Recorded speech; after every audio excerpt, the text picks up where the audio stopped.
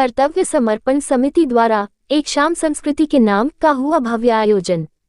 मुरादाबाद में रविवार को कंपनी बाग स्थित जिगर मंच पर कर्तव्य समर्पण समिति द्वारा एक शाम संस्कृति के नाम कार्यक्रम में दिव्य ज्योति जागृति संस्थान के संस्थापक व संचालक सर्व श्री आशुतोष महाराज जी के शिष्य स्वामी तेजोम्यानंद जी द्वारा हिंदू नव वर्ष के गूढ़ तथ्यों पर प्रकाश डाला गया, जिसमें उन्होंने बताया कि ग्रेगोरियन कैलेंडर द्वारा प्रतिपादित 1 जनवरी की बात करें तो इस दिन नएपन का कोई मंगलय व सार्थक कारण नहीं दिखाई पड़ता। वर्षों पहले किसी राजा ने इसका आदेश जारी किया और बस हमने मान लिया, नहीं तो पहली जनवरी की ठिठुरती सर्दियों में जब सारी प्रकृति सुप्त और गुमसुम और जमी हुई होती है, जर्रा जर्रा मानो ऊँघ और अलसा रहा होता है, तब काहे का और कैसा नव वर्ष। इसके विपरीत भारतीय संवत के अनुसार चैत्र शुक्ल प्रतिपदा पर नवीनता की छटा अपने आप ही प्रत्यक्ष हो जाती है।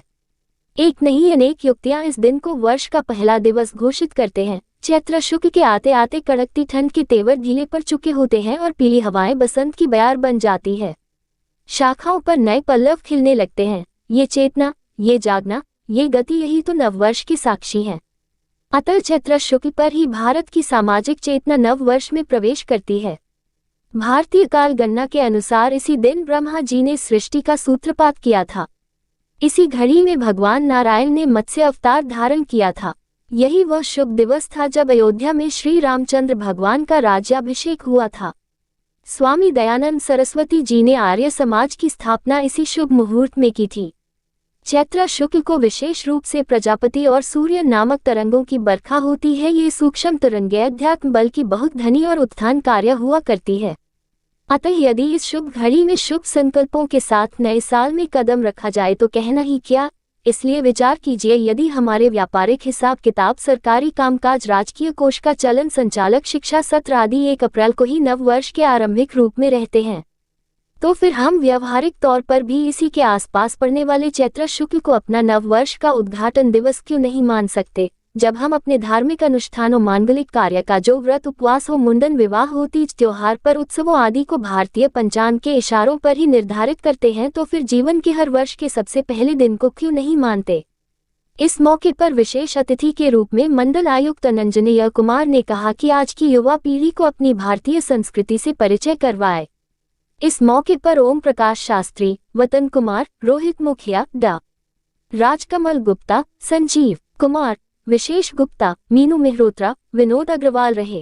कार्यक्रम का संचालन कशिश चौहान ने किया। कार्यक्रम आयोजक कर्तव्य समर्पण समिति के सदस्य कुलीन अग्रवाल, प्रणित गुप्ता, नमन जैन, अर्पित मिश्रा, स्पर्श गुप्ता, साकार भटनागर, आयुष आर्य, सतवीर सिंह, रवि, अक्षत मेहरोत्रा, अभिषेक शर्मा, शानु कुमार, नवदीप अग्रवाल आदि लोग उपस्थित।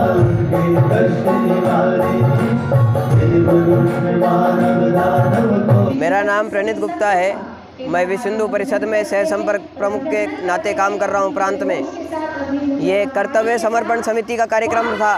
इसके अंदर युवाओं द्वारा एक समिति बनाई गई जिसने 21 जनवरी को मुरादाबाद में राम चौक का उद्घाटन करवाया और आज दिव्य ज्योति जागृति संस्थान के 11 संतों द्वारा एक रॉक बैंड के माध्यम से एक प्रस्तुति कराई जा रही है, जिसके अंदर देशभक्ति के गाने और राम जी से जुड़ी हुई धुनों का यहाँ पर प्रस्तुति होगी।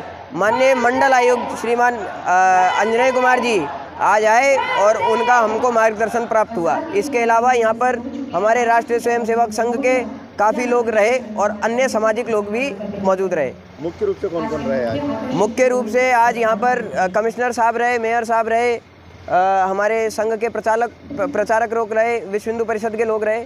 इस प्रकार से काफ़ी लोग रहे। इस कार्यक्रम को कराने का उद्देश्य, इस कार्यक्रम को कराने का मुख्य उद्देश्य यही है कि दूर दूर तक 31 दिसंबर और 1 जनवरी को होने वाला न्यू ईयर से अपने मन को हटाकर और भारतीय नववर्ष और हिंदू नववर्ष जो है उसके प्रति युवाओं को आकर्षित करा जाए। क्या आगे भी ऐसे कार्यक्रम आगे जाके हम कर्तव्य समर्पण समिति में जितने भी युवा जुड़े हुए हैं, आगे जाके समाज में युवाओं के लिए ऐसे अन्य कार्यक्रम कराएंगे। धन्यवाद।